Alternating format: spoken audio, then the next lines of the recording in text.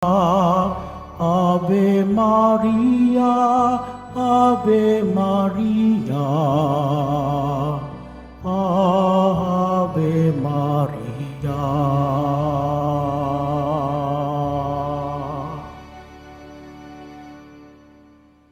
Sa ngalan ng Ama at ng Anak at ng Espiritu Santo, Amen. sumainyo ang Panginoon. At sumaiyo rin. Mga kapatid kay Kristo at mga kadiboto, sa araw na ito ay ating ginugunita ang mahal na Birheng Maria ng Lourdes. Tayo pong lahat ay tinipon ng ating Nuestro Padre, Jesus Nazareno, bilang kaanib ng angkan ng Diyos. Tinipon niya ang bawat isa sa atin sapagkat mahal niya tayo. Kaya dumulog po tayo sa ating maawaing Panginoon na nagpapatawad ng lubos. Inaamin ko sa makapangyarihang Diyos At sa inyo, mga kapatid, nalubha akong nagkasala sa isip, sa salita at sa gawa, at sa aking pagkukulang.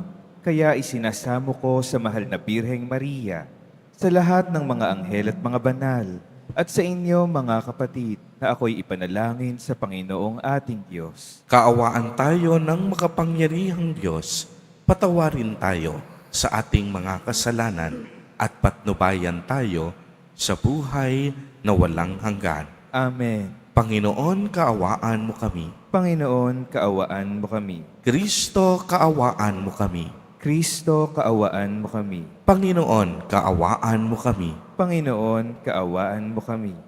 Manalangin tayo. Ama naming makapangyarihan, ipagkaloob mo sa amin ang lakas upang alalayan kaming mga mahihina, ngayong ginugunita ang kalinis-linisang ina ng Diyos, at kaming idinadalangin niya'y makabangon nawa sa pagkalugmok sa kasalanan. Iniluluhog namin ito sa pamamagitan ni Jesucristo, kasama ng Espiritu Santo, magpa sa walang hanggan. Amen. Magsiupo muna ang lahat.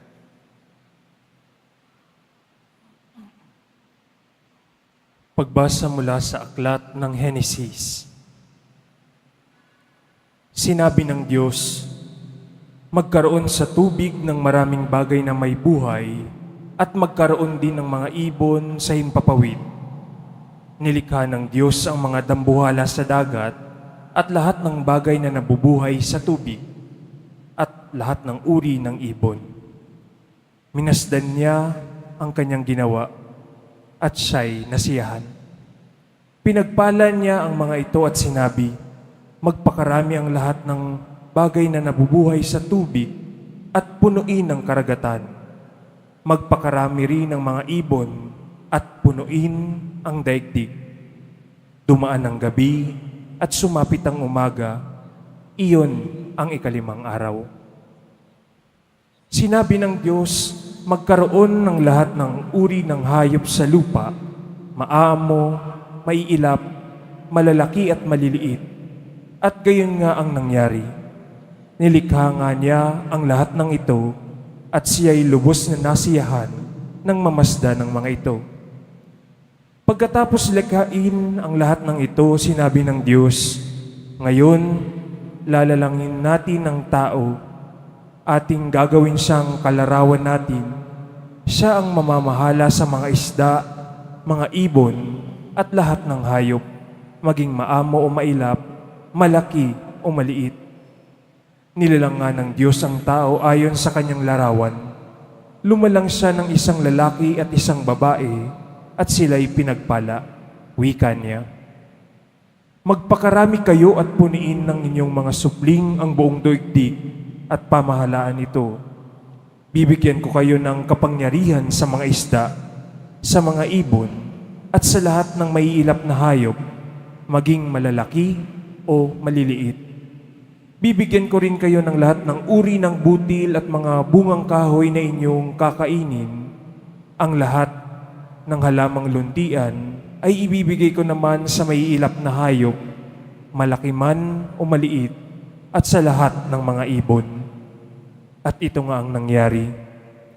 Pinagmasdan ng Diyos ang lahat niyang ginawa at lubos siyang nasiyahan. Dumaan ang gabi at sumapit ang umaga. Ito ang ika-6 na araw. Gayon nilikha ng Diyos ang lupa, ang langit, at lahat ng bagay na naroroon. Sa loob ng 6 na araw, tinapos niyang likhain ang lahat ng ito at siya'y nagpahinga sa ika-7 araw.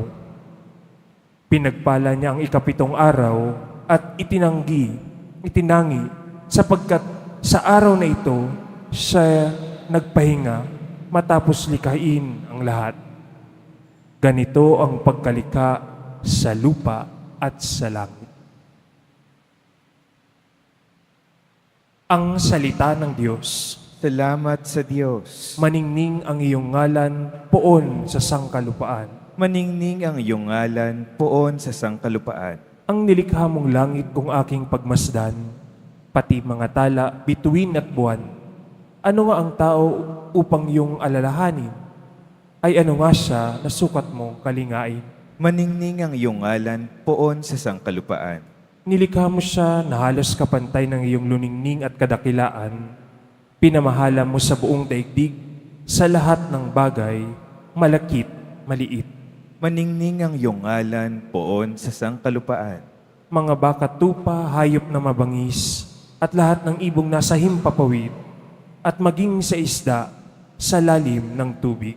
Maningning ang iyong ngalan poon sa sangkalupaan. Magsitayo po ang lahat.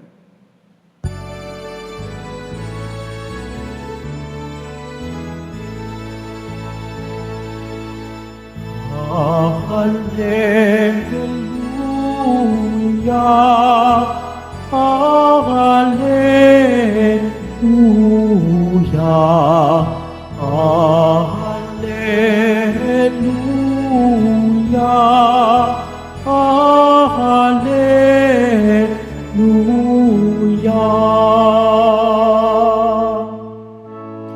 Ang salita mo akitin, ang puso ko at loobin, nang ikaw ay aking sundin. Hallelujah, Hallelujah, Hallelujah, Hallelujah.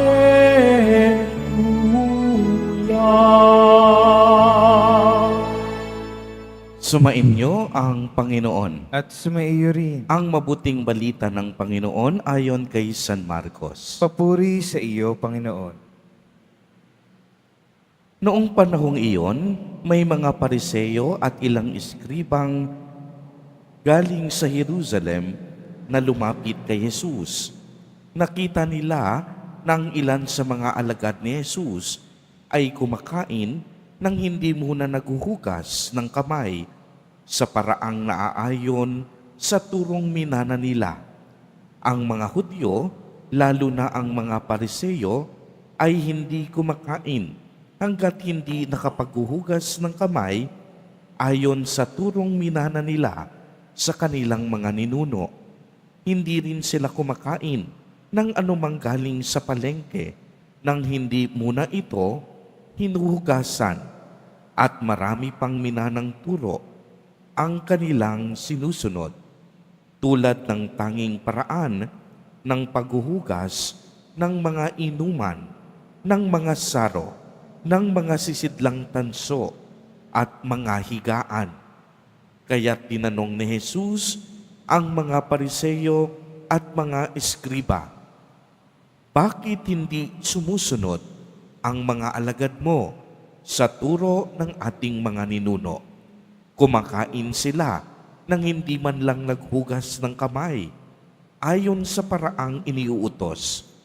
Sinagot sila ni Jesus, tama ang hula ni Isaías tungkol sa inyo. Mapag-imbabaw nga kayo, gaya ng kaniyang isinulat.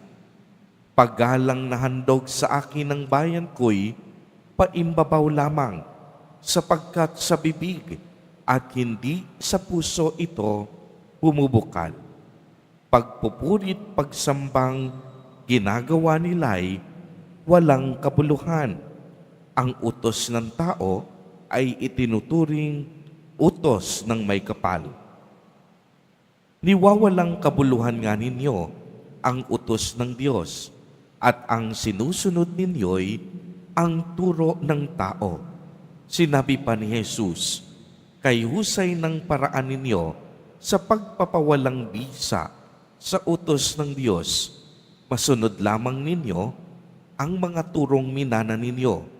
Tulad nito, iniutos ni Moises, igalang mo ang iyong ama't ina, at ang magsalita ng masama sa kaniyang ama o ina ay dapat mamatay. Ngunit itinuturo ninyo, kapag sinabi ng isang tao sa kaniyang ama o ina, ang anumang maitutulong ko sa inyo ay korban, alang-alang bagay, inihahain ko ito sa Diyos. Hindi na ninyo siya pinahihintulutang tumulong sa kaniyang ama o ina. Sa ganitong paraay, niwawalang kabuluhan ninyo ang salita ng Diyos sa pamamagitan ng mga turong minana ninyo. At marami pang bagay na tulad nito ang ginagawa ninyo. Ang mabuting balita ng Panginoon. Pinupuri ka namin, Panginoong Hesukristo. Magsiupo muna ang lahat. Magandang umaga po sa inyong lahat, mga kapatid kay Kristo. Sa lahat po ng ating mga taga-subaybay sa iba't ibang online platforms at sa lahat ng ating mga kadiboto sa iba't ibang panig ng Pilipinas at maging sa buong mundo kung saan tayo ay naaabot ngayon ng ating live streaming. Mapayapang umaga din po sa inyong lahat. Purihin at dakilain natin ang ating Panginoon, ang mahal na poong Jesus Nazareno. Mga kapatid kay Kristo at mga kadiboto, malugod po namin kayong tinatanggap sa Basilica Minor at Pambansang Dambana ni Jesus Nazareno. Narinig po natin sa ating ebanghelyo sa araw na ito ang pamumuna ng mga Pariseyo sa mga alagad ni Jesus Nazareno. Ngunit maliwanag namang nating narinig ang mga sinabi ni Jesus Nazareno na ang mga ginagawa ng mga Pariseyo ay pawang paimbabaw lamang. Bakit? Sapagkat ang mga Pariseyo ay nakatutok hindi na sa kalooban ng Diyos, kung hindi sa literal na letra ng mga kautusan. Ibig sabihin, para sa kanila, mas mahalaga ang utos kaysa sa Diyos. Subalit sinabi ng ating Panginoon na mas higit na mahalaga ang puso kaysa pananalita, sapagkat ang mga Pariseyo magaling magsabi, kabisado ang mga utos, ngunit kulang sa pagkilos. Bagamat alam nila ang mga kautusan, ginagawa nila ang mga kautusan upang ipanakot sa tao, upang sila'y sundin at sila ay magmukhang marunong at dalubhasa sa kasulatan. Patuloy na pinapaalala sa atin ni Jesus Nazareno na ang tunay na pagsunod dapat bumubukal sa puso at ito ay tumatagos sa mga kamay. Ibig sabihin, ang mga kautusan hindi lamang dapat alam ng ating kaisipan, subalit higit sa lahat, ang mga kautusan ay lagi nating ginagampanan dahil una't higit sa lahat, mahal natin ang Diyos at sinusunod natin ang kaniyang kalooban, hindi dahil sumusunod tayo dahil tayo ay takot sa Kanya.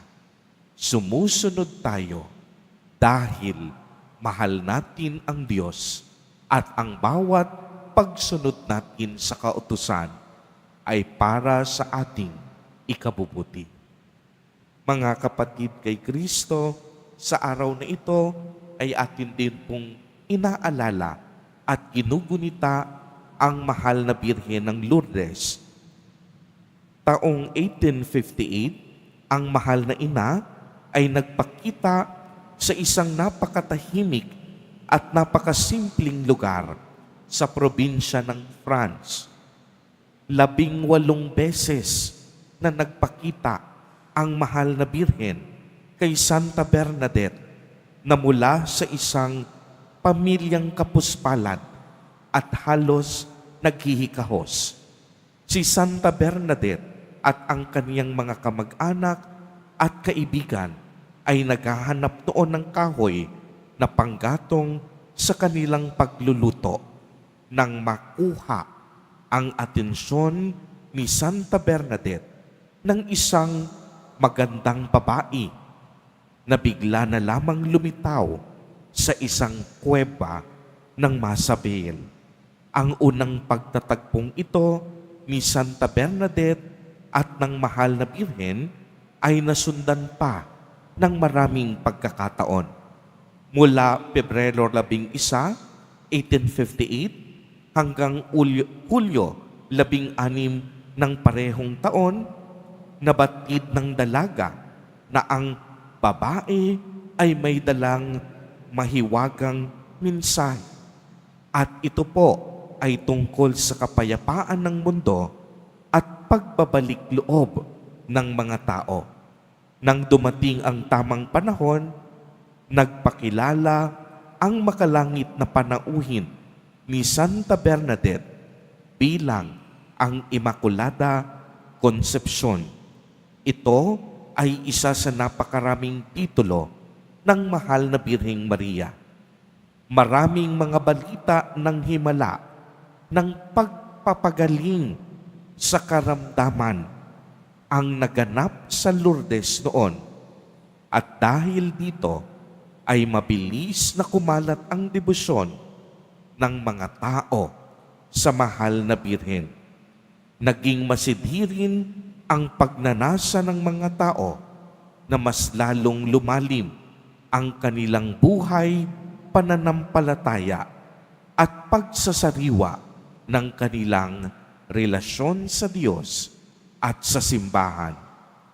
Hindi po si Santa Bernadette ang sentro ng milagro sa Lourdes. Ito ay walang iba kung hindi ang mahal na Birhen na siyang tagapamagitan natin sa Diyos bilang Immaculada Concepcion. Ngayon sa buong mundo ay inaalala natin ang mga may sakit, ang mga mahihina, at ang mga mahihirap sa tuwing dumarating ang araw na ito.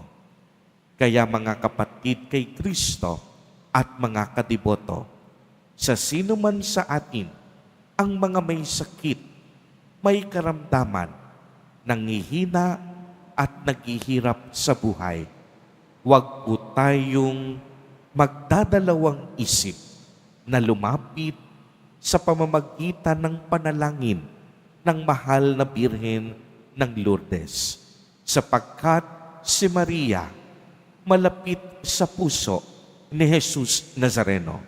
Si Maria, ina ng ating manunubos, sa pamamagitan ng kaniyang mga panalangin, idinudulog ni Maria ang lahat ng ating mga kahilingan sa Diyos.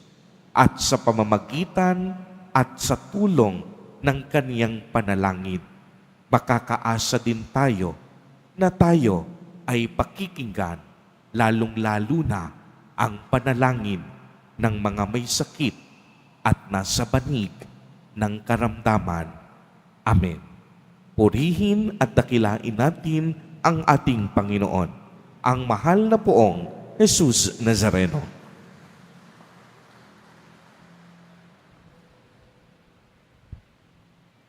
Magsitayo na po ang lahat. Diyos ng hiwaga, nasa tabi ka namin at nalalaman mo kung ano ang bumabagabag sa amin. Kaisa ni Maria, ang ina ng iyong anak at amin ding ina. Sa bawat panalangin ang itutugon, Panginoon, umaasa kami sa iyo. Panginoon, umaasa kami sa iyo. Ang Santo Papa, mga obispo, mga pari at mga relihiyoso, naway maging tapat sa kanilang pangako sa Diyos. Manalangin tayo. Panginoon, umaasa kami sa iyo. Ang mga mananampalataya, naway palakasin ang kanilang pagtitiwala at pananalig sa iyong tulong at maging handa nawa silang sundin ang iyong kalooban. Manalangin tayo. Panginoon, umaasa kami sa iyo. Ang mga pinahihirapan ng mga natatagong sakit, naway magpasan ng kanilang krus ng buong tapang, lalo na kung walang nakahandang dagling panlunas. Manalangin tayo. Panginoon, umaasa kami sa iyo. Ang mga may sakit naway makatagpo ng kagalingan. Manalangin tayo. Panginoon, umaasa kami sa iyo. Ang mga namayapa naming mga kaanak at mga kaibigan, naway tumanggap ng kanilang gantimpalang langit. Manalangin tayo. Panginoon, umaasa kami sa iyo. Sa ilang sandali ng katahimikan, ating ipanalangin ang iba pang mga pangangailangan ng ating pamayanan, gayon din ang mga intensyon na inialay sa ating misa sa araw na ito, at isama rin natin ang ating mga pansariling kahilingan.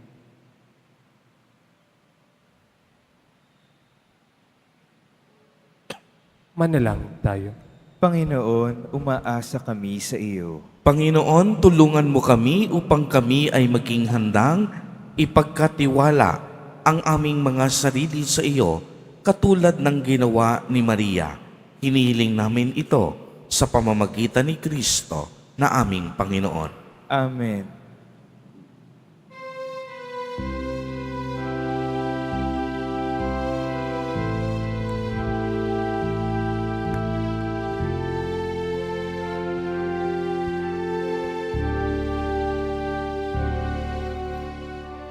Maihahandog sa'yo, Panginoon, ay tinapay at alak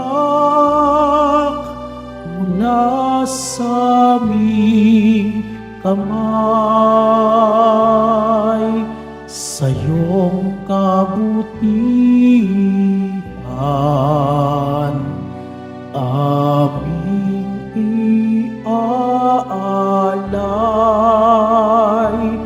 ang tinapay at alak sa gisag ng aming buhay.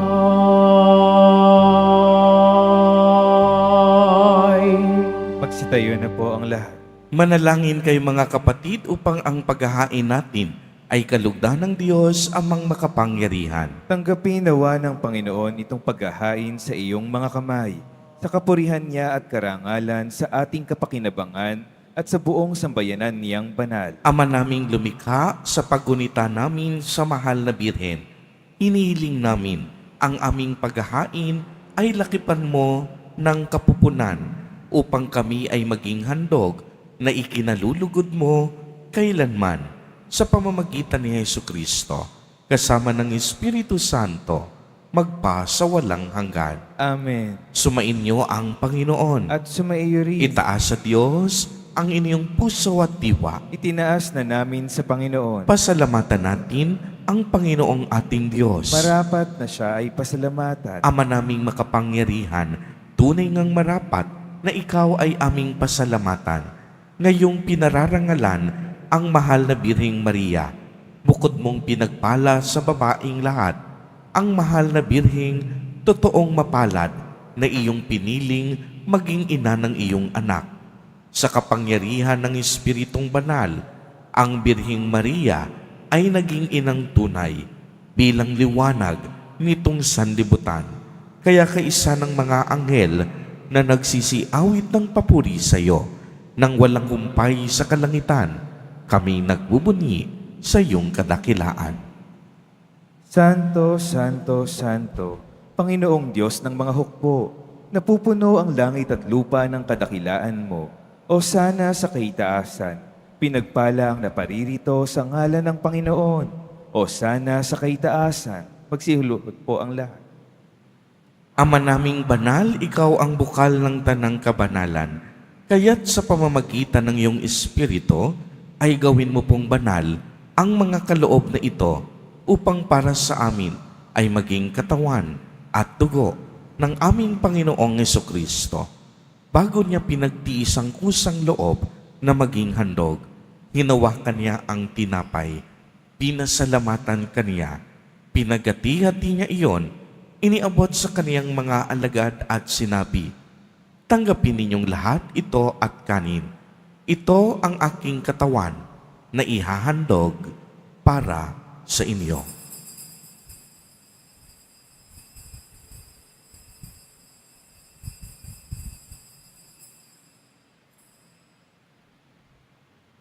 Gayon din naman noong matapos ang hapunan, hinawakan niya ang kalis, muli kanyang pinasalamatan.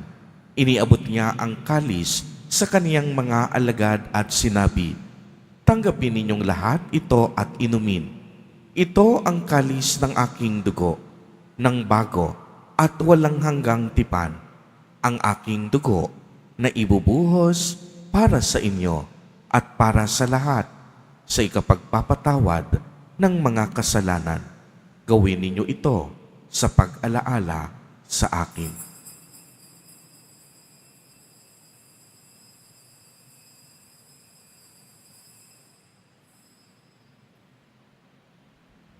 Magsitayo na po ang lahat. Ang misteryo ng pananampalataya. Si Kristo'y namatay, si Kristo'y nabuhay, si Kristo'y babalik sa wakas ng panahon. Ama, ginagawa po namin ngayon ang pag-alaala sa pagkamatay at muling pagkabuhay ng iyong anak. Kaya't iniaalay namin sa iyo ang tinapay na nagbibigay buhay at ang kalis na nagkakaloob ng kaligtasan. Kami po'y nagpapasalamat dahil kami iyong minarapat na tumayo sa harap mo para maglingkod sa iyo. Isinasamo namin na kaming magsasalo-salo sa katawan at dugo ni Kristo ay mabuklod sa pagkakaisa sa pamamagitan ng Espiritu Santo. Ama, lingapin mo ang iyong simbahang laganap sa buong daigdig.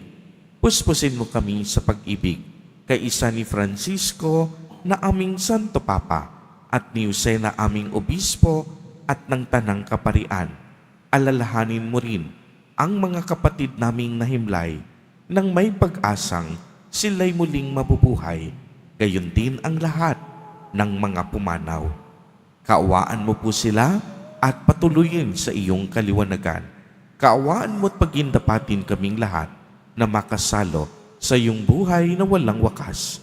Kaisa ng mahal na Birheng Maria, na ina ng Diyos, ng kabiyak ng puso niyang si San Jose, kaisa ng mga apostol at ng lahat ng mga banal na namuhay dito sa daigdig ng kalugod-lugod sa iyo, maipagdiwang nawa namin ang pagpupuri sa ikararangal mo sa pamamagitan ng iyong anak na aming Panginoong Hesukristo. Sa pamamagitan ni Kristo, kasama niya at sa Kanya, ang lahat ng parangal at papuri ay sa iyo, Diyos amang makapangyarihan, kasama ng Espiritu Santo, magpa sa walang hanggan. Amen.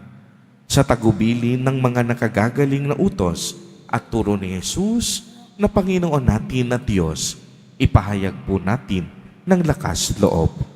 Ama namin, sumasalangit ka. Sambahin ang ngalan mo. Mapasa amin ang kaharian mo. Sundin ang loob mo dito sa lupa para ng sa langit. Bigyan mo kami ngayon ng aming kakanin sa araw-araw at patawarin mo kami sa aming mga sala para ng pagpapatawad namin sa nagkakasala sa amin. At huwag mo kaming ipahintulot sa tukso at iadya mo kami sa lahat ng masama.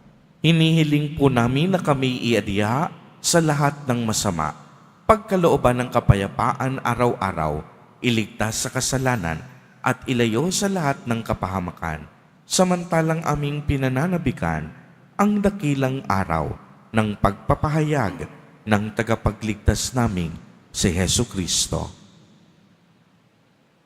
Sapagkat iyo ang kaharian at ang kapangyarihan at ang kapurihan magpakailanman. Amen. Panginoong Hesu Kristo, sinabi mo sa iyong mga apostol, kapayapaan ang iniiwan ko sa inyo, ang aking kapayapaan ang ibinibigay ko sa inyo. Tunghayan mo ang aming pananampalataya at huwag ang aming mga pagkakasala. Pagkalooban mo po kami ng kapayapaan at pagkakaisa ayon sa iyong kalooban, kasama ng Espiritu Santo, magpa sa walang hanggan. Amen. Ang kapayapaan ng Panginoon ay laging sumainyo. At sumaiyo rin. Magbigayan po tayo ng kapayapaan sa isa't isa.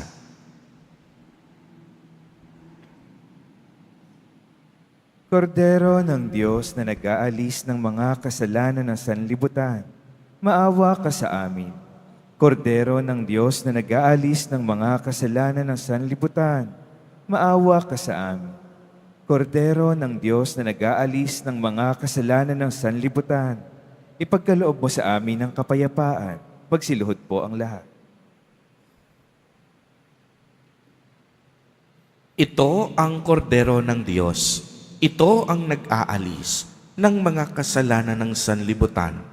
Mapalad ang mga inaanyayahan sa kaniyang piging. Panginoon, hindi ako karapat-dapat na magpatuloy sa iyo, ngunit sa isang salita mo lamang ay gagaling na ako.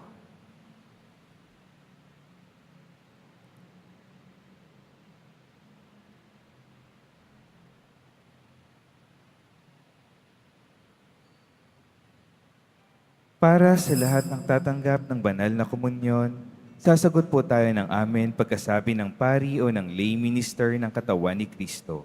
Isubo agad sa bibig bago umalis sa harapan ng pari o lay minister. Sumunod po tayo.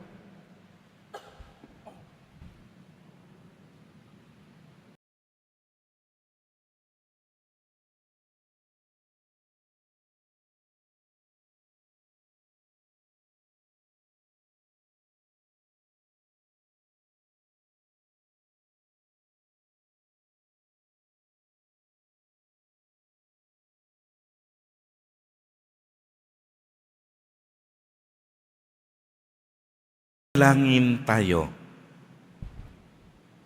Ama naming mapagmahal, ang aming pagsasalo sa haing nagbibigay buhay sa paggunita namin sa mahal na ina ng iyong anak ay malugod nawa sa amin ng iyong kagandahang loob upang lagi naming madama ang iyong paglingap sa pamamagitan ni Hesu Kristo kasama ng Espiritu Santo magpa sa walang hanggan. Amen. Pandaigdigang araw ng mga may sakit, panalangin para sa mga may sakit. O mapagkalingang Birhen ng Lourdes, kaming mga dumaranas ng mga karamdaman ay dumudulog sa iyo, sapagkat ikaw ang taga-aliw ng mga nagdadalamhati at kalusugan ng mga may sakit. Lubos kaming nagtitiwala sa iyo dahil sa maramit mahimalang pagpapagaling na ginawa mo sa Lourdes at sa buong mundo. Taglay ang maalab na pananampalataya at pamimintuho. Kami buong kababaang loob na sumasamo sa iyo para sa aming mga kapatid na may karamdaman. Yamang tunay na marami ang gumaling dahil sa pamimintuho sa iyo, mangyaring gumawa ka ng isa pa at iligtas itong mahal namin sa buhay.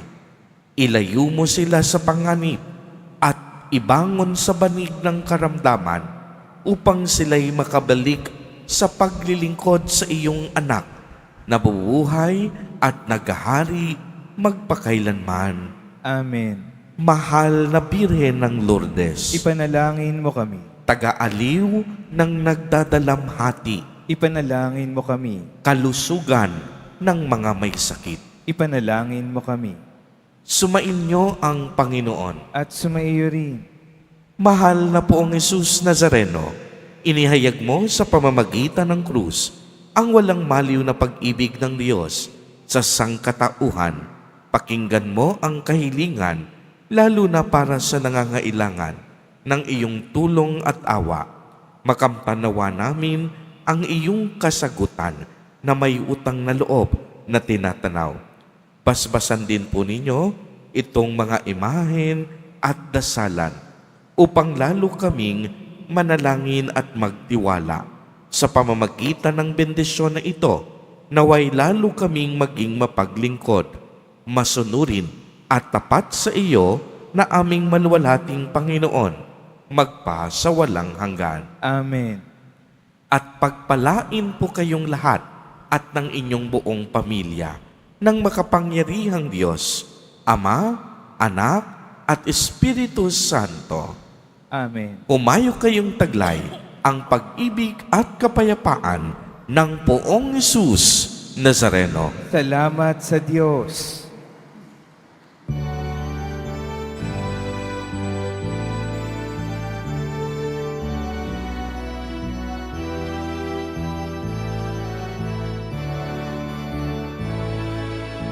Puso ko'y nagpupuri sa Panginoon.